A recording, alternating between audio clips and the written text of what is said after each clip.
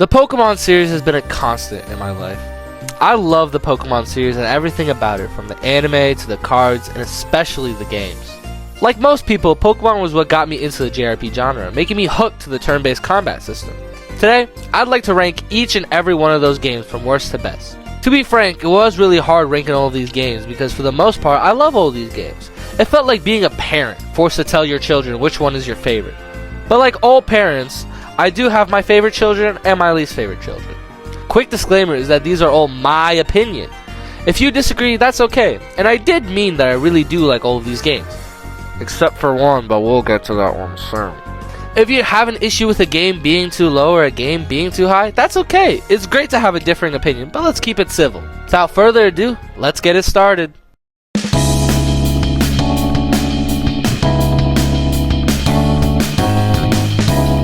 You know how I said there was only one Pokemon game I didn't like?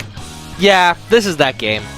Now, to be frank, BDSP in a vacuum isn't a bad game. It's a Pokemon game after all. It's still mildly fun to play through. But compared to the rest and what it could have been, makes it the worst Pokemon game released in my opinion. For starters, the Dex is just awful. They decided to keep the Pokedex pretty faithful to the original Diamond and Pearl, which is quite a decision to say the least. Tell me why there are barely any fire, ice, or electric types to use in this game. The 8th and final gym leader should not have a team with only 2 electric types, and an Elite 4 member only having 2 fire types, one of them being the goddamn starter, is just absolutely abhorrent game design. It genuinely doesn't make any sense why they kept this atrocious Dex. This is only the tip of the iceberg with this game though. The chibi characters look so dumb in my opinion, especially when you get in a battle and then they're normal height again. Another thing is the world is set in a 2D grid, but you have 360-degree movement, which makes moving around awful, and you bump into doors so often, it's such a pain. I could keep going on and on about this game, but I'd rather talk about games that aren't a piece of shit to play and keep it more positive.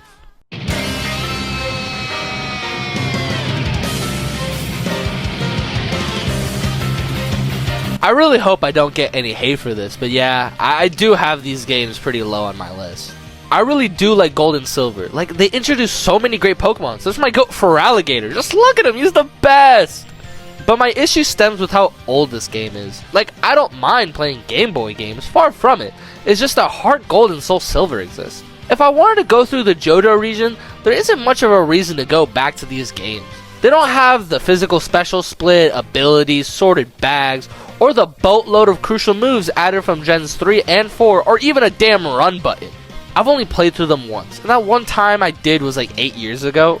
Wow, it's been a long time. 8 years? And I don't really have any desire to go back to these games. Not to mention, you can't turn Gligar into Gliscor yet. 2 out of 10 game.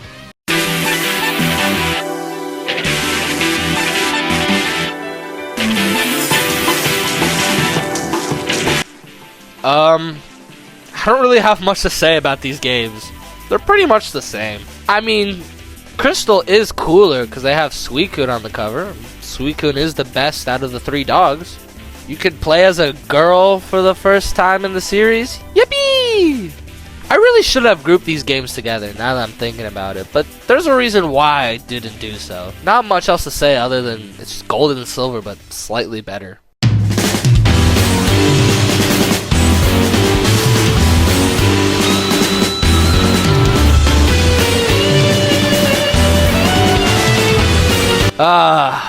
Where it all started. Pokemon Red and Blue definitely has its charm.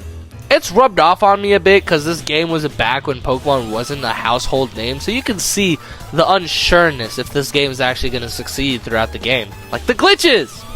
Yeah, this game is riddled with glitches, the X-Accuracy glitch, the Mew glitch, the Professor Oak battle glitch, just to name a few.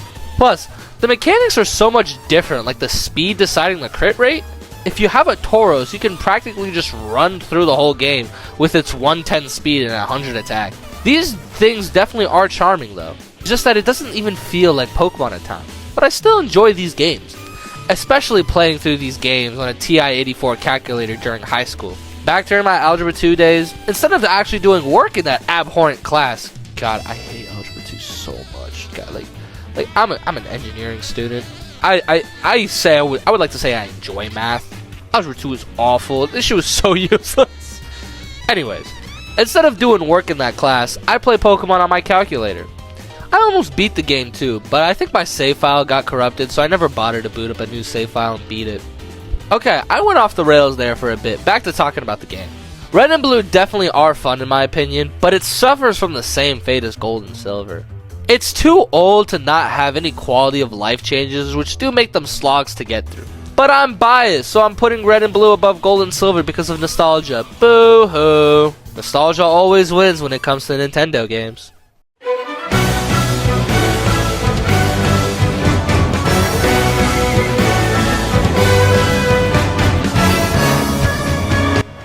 Let's Go feels so weird to go back to now. Like, at the time when it first dropped, it was, oh my god, Pokemon on the Nintendo Switch, so awesome, HD graphics, it's so beautiful! But now we have a lot of Pokemon games on the Switch, so like, it's lost a bit of its luster. The game does look nice though, probably the best looking one from the art design, but I'm a Nintendo and a Yakuza fan. I don't care about how my games look. It is fun to shiny hunt in from time to time, but the game's been out for 8 years. At this point, I've gotten all the shinies I wanted and then some from the game. Although catching Pokemon in this game is fun, I don't know if that's a hot take, but I like it. If only there was a game that I could catch Pokemon like that on my phone for free.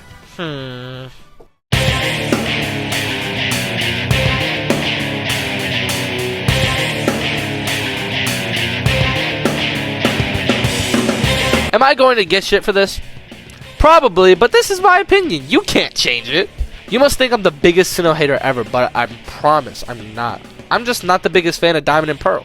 Let me start off with some positives though. This game introduced a physical and special split, automatically making Pokemon as a series 10 times better. It is so beautiful that I don't have to bench a Pokemon just because it's a physical attacker and it has a special attacking type. But they do suffer from some of the same problems as the remake. Again, why is the deck so weird and limited? Like, I shouldn't feel forced to get the fire starter, because if I don't, I'll have to run no fire type on my team. It still is better than BDSP, which isn't saying much. But again, these games aren't my favorite to go through, especially without the speed up. Dear God, do battles take eons, because the HP bar wants to go at the speed of a grandma in a wheelchair. Also, the amount of HMs in this game is absolute torture. 8 HMs is actually a crime. Like, why do I need 2 HM slaves to traverse the game thoroughly? One other thing that really isn't a big deal, but both the protagonist designs look off to me. I can't point it out, but something about them just feels weird. Whenever I do get the itch to play through Sinnoh, I'll always pick Platinum over Diamond and Pearl, and thou who shall not be named. Is the spoiler to say Platinum is higher? Well, I already told you, so I guess wait for Platinum to be name dropped.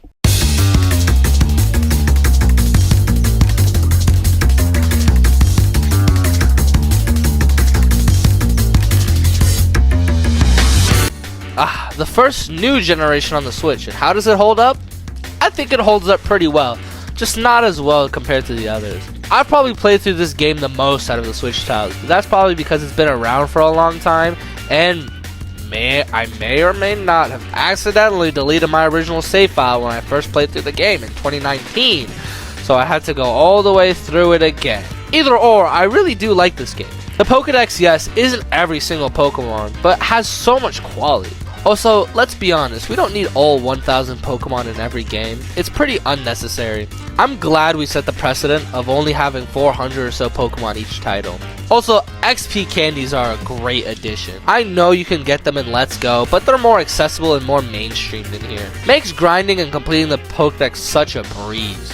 Onto the negatives though, this game's story is really dumb. Like, okay, I know it's a Pokemon game. If I wanted a jaw-dropping story from a turn-based JRPG, I'd play Final Fantasy or Persona. But the story from this game is just horrid. I think Game Freak thought that if they just had a twist villain in Chairman Rose, he'd be a great villain no matter his shitty villain motivation, or his just uninteresting character. Also, I wish the whole game was just a wild area. The wild areas were so fun to ride around and explore, while the routes felt so bland, and the only interesting one I can remember is the glowy one. I forgot what it's called. I also couldn't tell you any characters' names other than Hop and Leon. Most of them are forgettable. All of that aside though, playing through these games is fun, especially doing challenge runs because I have so many tools at my disposal. Oh wait, I just remember the water gym leader, Nessa, and all of her interesting fan art.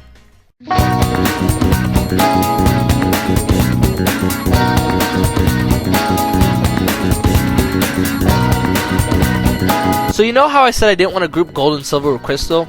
That's cause that would go against me putting yellow 4 spots ahead of red and blue. Why, you may ask? Oh, it's simple. I'm biased, of course. I played yellow on my calculator in high school as well, but this time I beat the game and caught every Pokemon I could in that game all on that calculator. It was so fun doing it too, especially since it was during school so the wind breeze could entertain me. Now, it's not only just the bias that carries this game for me though. I think it is really cool that they incorporated elements from the anime into this game. Like how Jesse and James are in it, it makes the game feel so different compared to the others. Now granted, it isn't better than anything ahead of it because it's Gen 1, but it's still very fun to visit every now and again, and I recommend everyone gives it a try even if you hate Gen 1 Pokemon.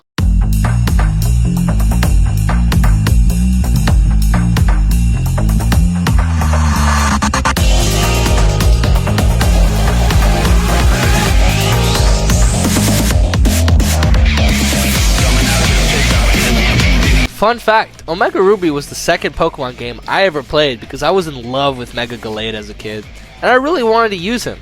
Guess when you can get the Dawnstone to evolve Kirlia into Gallade? Right before the Elite Four! Yeah, this game blows. Nah, I'm kidding. But seriously though, I think Oras is a fun game. I love the Hoenn region so much, especially the starters. That starter trio is the best starter trio, and if you don't agree, you should be put in prison for 3 to 5 years at minimum. And the Delta episode in this game is probably one of the best post-game story-wise.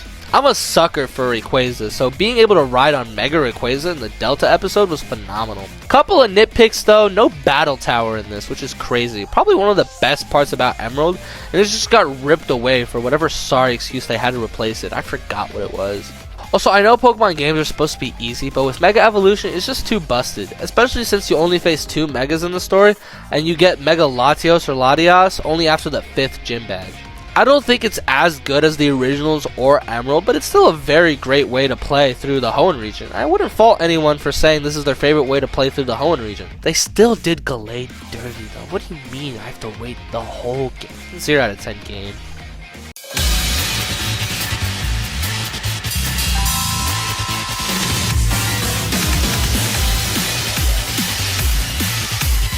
Man, I really like these games. I just don't think Johto is that strong of a region. I just love how all the sprites look and the move animations are nice, and some of the cutscenes look really good. Again, they have the goat for alligator. Like, come on, look at him. Tell me he's in the coolest little alligator you ever seen. But dear God, is the level scaling in this game just awful. Like, why is the 6th gym leader higher level than the 7th gym leader? Also, the Johto Dex just seems like Kanto 2.0. It doesn't particularly feel that much different. And obviously, I do not emulate these games. That is disgusting behavior. You should be really ashamed of yourselves. But, if you do emulate, it does look really weird sometimes. But these are just nitpicks at the end of the day. I really do like these games, even if Johto kind of stinks. The best part of these games might actually be the Kanto postgame. That was hell rage bait. That was bad rage bait.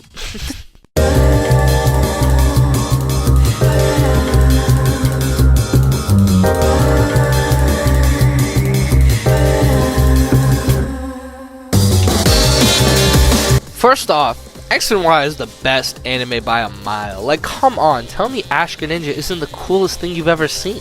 The games aren't as good as this peak anime, but it's still very good. Pokemon X was my first ever Pokemon game as a child, so I wanted to instinctively put this game higher, but I did have to put some of my bias aside and rank it on how fun these games are to go back to. These games added a lot, like the Fairy type, which is probably the best type in the game now, and Mega Evolution, which is awesome. Who doesn't love Megas? One problem is that the game isn't balanced at all around them. Like, you only fight 2 Megas in the whole game, just like Oras.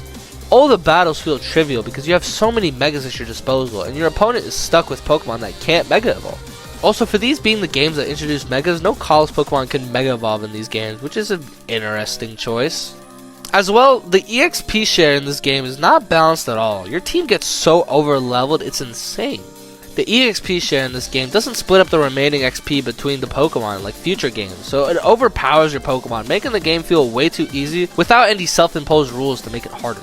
Other than those small critiques, these games hold a special place in my heart, helping me introduce me to Pokemon through both these games and the anime. If Pokemon X wasn't so fun to construct a team with its endless amount of regional Pokemon to use, I don't know if I'd be a Pokemon fan to this day. It was the perfect first game for me, and I can never take that away from it.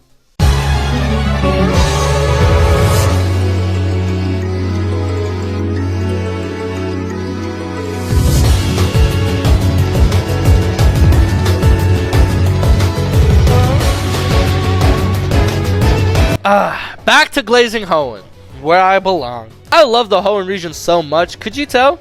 These games feel so nice coming back to after all these years. Gen 3 has such a nice charm to it. Probably because most ROM hacks are built off these games, so every time I play a ROM hack, I'll see shades of these games in there. I do have a single gripe, which is the series of events just feels odd to me. I forgot to mention this when I'm talking about Auras, but these games feel weird having only one of the legendaries attack the region. It feels like one half of the story no matter which game you pick. Just feels weird to me because whenever I think of Hoenn, I think of how Emerald handles it, where both these legendaries have beef and request us to come in and squash it. Well, it's still Hoenn at the end of the day, and whenever I get to play through Hoenn, it's a good day to me.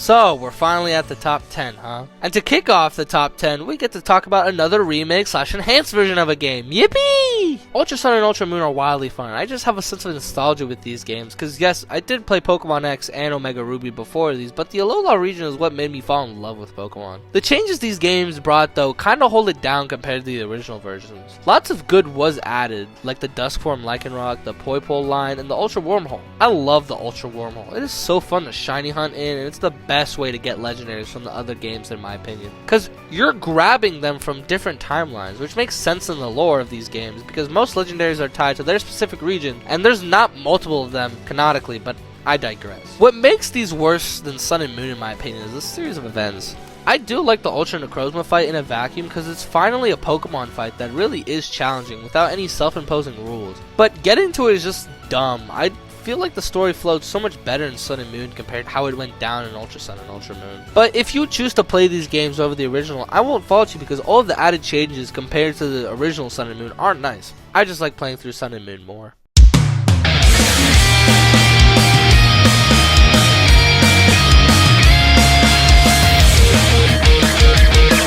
Now, I know it's the nostalgia talking because FireRed was the first game I ever Nuzlocked. I really like playing Nuzlocks. It makes Pokemon a fun challenge to play through instead of finding the super effective move and using it for most of the gameplay. And this was the first game I ever did a Nuzlocke with and beat. I remember losing so many precious Pokemon during this run, like my Raichu, my Machamp, my Alakazam. It was traumatizing, but eye-opening because that sense of accomplishment was there when I finally beat it. But in a nutshell, these games are just fun. The Kanto region, while being done to death by Pokemon, is such a fun region to play through. Maybe it's because I played these games 1,000 times, but I don't need a guide whatsoever playing this game. I can get through it with no internet access for the entire game. The level curve after the 4th gym is kind of annoying. Going from level 29 Pokemon in Erika's gym to fighting level 43 Pokemon in Koga's gym is just wild to me. It makes it necessary to grind in these games, but if you fight every trainer possible before those fights, your Pokemon will be in the late 30s, so you could just push through or grind a little bit more. Playing through this game is genuinely therapeutic, and I could do it from now until the rest of my days. Just wish I could get a Crobat though. Like, come on, no Crobat is criminal.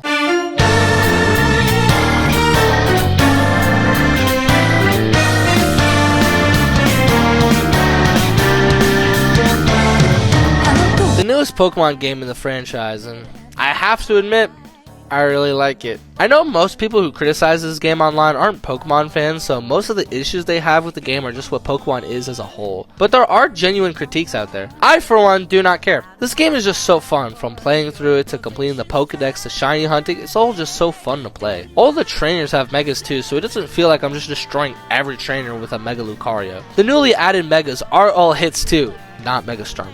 That thing should be burned. Plus, the story of this game, while basic, is awesome because of the banger characters. Like Naveen and Canary are actually goats. Now yes, it is a bummer there is no voice acting, which wouldn't do this game wonders, but I still love this game for what it is. Maybe a couple of years down the line, I'll look back on this game in a different light, but for now, it's one of my favorite Pokemon games, and it goes to show how fun Pokemon can be when you're exploring the world and just trying to catch as many Pokemon as you can.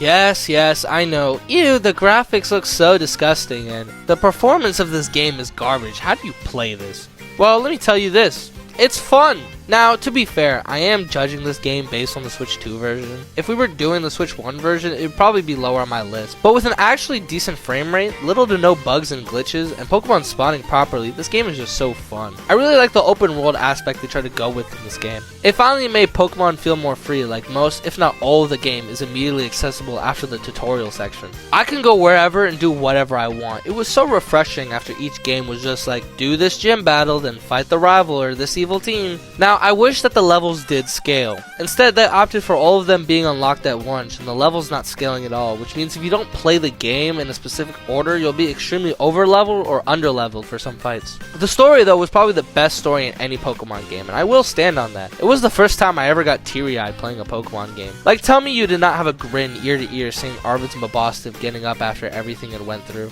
This game is still wildly fun, though, especially the DLC, where the fights can actually be challenging and give you a run for your money. Not to mention, riding on Miraidon and Cryoudon is just so fun. Traveling through this game is just a joy to do. Plus, shiny hunting, while easy, is still so fun, especially doing challenges to see how many you can get in a certain time frame. I still really love this game and will continue to love this game until otherwise.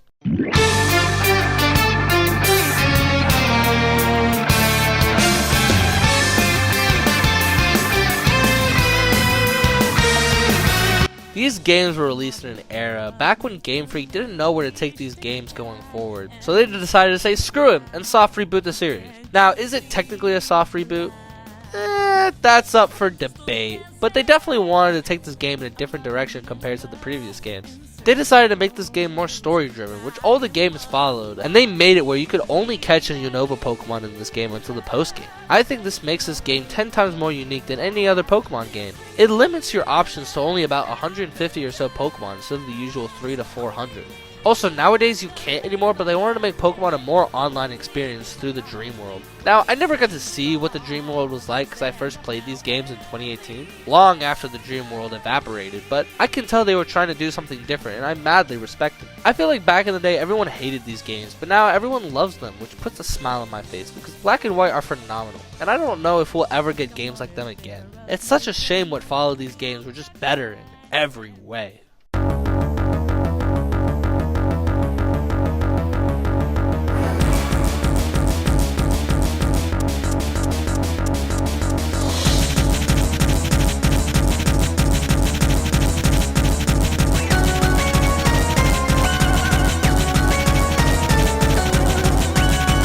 Finally, we're getting to the top 5, and now we're getting to my all-time favorite games. Now yes, it is still Unova at the end of the day. How could it be so much better, you ask? Oh, that's simple. I only need 3 words. Pokemon World Tournament. Possibly the best post-game content ever. Finding all these previous big-time trainers from previous games is so fun, and I'm just a sucker for these kind of post-game treats. I love when I don't feel inclined to drop a Pokemon game after beating the champion and the credits roll. I think I spent 50 hours alone just either preparing or in the Pokemon World Tournament. It's just so peak. The actual game is just as good as the post-game though. This game actually has a hard mode though, where each major trainer has higher levels and sometimes extra Pokemon. Is it that much more challenging than the normal game? No, but it's cool that this game has it, and it's weird that this is the only game that has something like this. Pokemon should have a hard mode so it can be easy for the children playing it, but give more experienced players some challenge. Well, I guess that's what the post games are for, because they can be very difficult at times, but I digress. This game is amazing though. I just wish I could have this game physically, because what do you mean it's $200 cartridge only?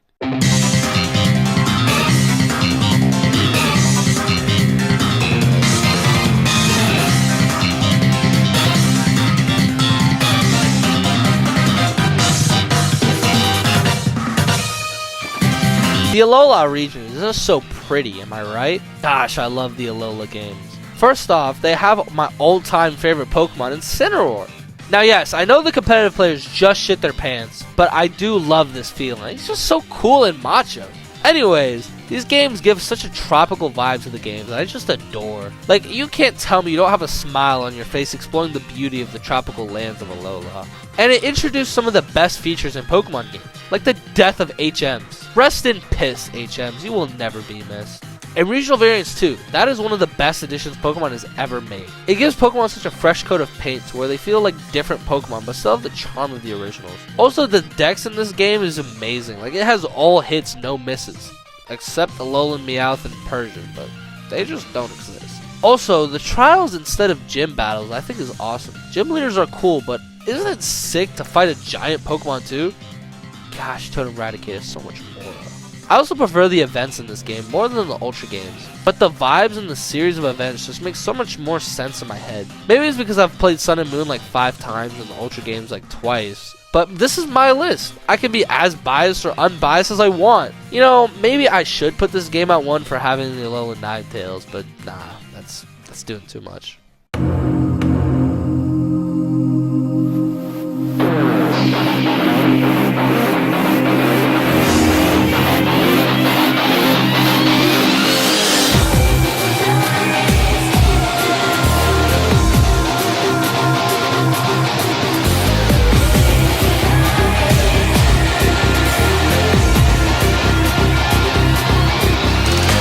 Is this the new normie take that Legends Arceus is a top 3 Pokemon game? Well, call me a normie. I guess this game is just awesome. I love the new spin on the Pokemon formula it has. Instead of focusing on the battling aspect of Pokemon, it focuses on exploring and catching them. It's so fun, let me tell you, just to run around these areas. The multiple ride Pokemon is such a fun mechanic, just being able to switch on the fly which Pokemon you want to ride. And the bosses in this game are just so fun, running around and throwing bombs at them. It's the closest thing I've ever got to playing a first-person shooter, let me tell you. I've only ever played this game twice, but both times were some of the most fun I've ever had playing Pokemon. See? I told you I'm not a Sinnoh hater.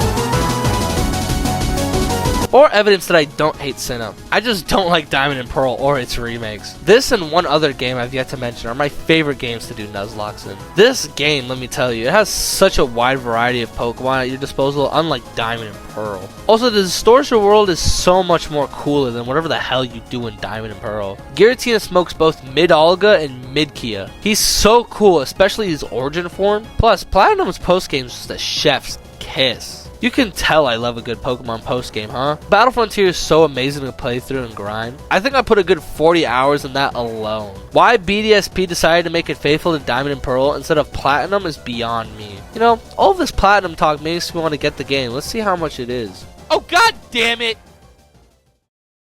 Now, if you've been paying attention, you know what's next, and all I have to say, this is the best Pokemon game ever created.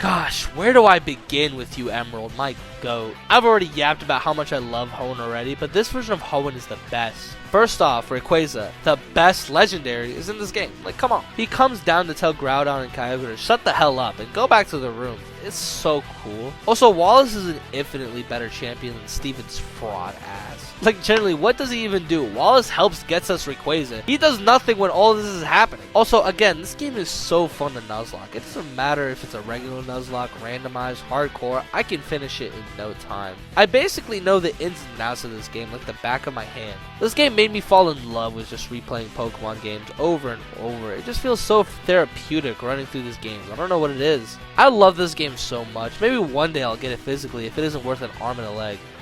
Oh, it's worth more? Yeah, it checks out. I'm gonna go a little bit off script here. I didn't write a script for the conclusion, so I really don't got nothing. Yeah, that's all my favorite Pokemon games. I do think Emerald is the best. I just want to say thanks for taking the time out of your day to watch my first ever YouTube video. Took a little bit to you know, finish, but I was on vacation, okay? like for like half the editing process. Actually, it's not a really good excuse. I really don't got much to say other than thank you.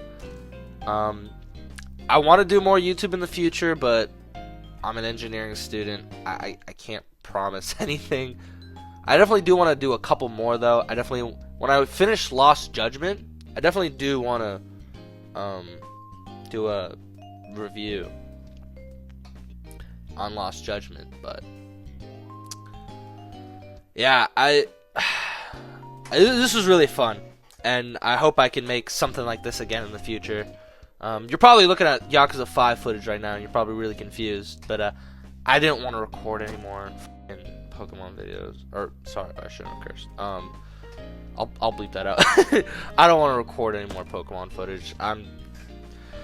The gathering footage was a pain in my ass, dude. You have no idea. Like, I recorded most of the stuff on my Mac. All of the Pokemon save files are on my, like, Windows laptop that I don't know where it is at the moment. So I had to grab random completed saves off the internet. And most of the time, I would have to find some loophole to find for them to work. But I finally did. And the 3DS footage was really bad. It was really, really bad. Because it took so long for me to figure out how the emulator works for the Mac. I mean, I don't emulate. I mean, no. This was all recorded on 3DS, like an actual 3DS with a capture card. Of course. But yeah, nothing else other than that. Have a good rest of your day. That's about it.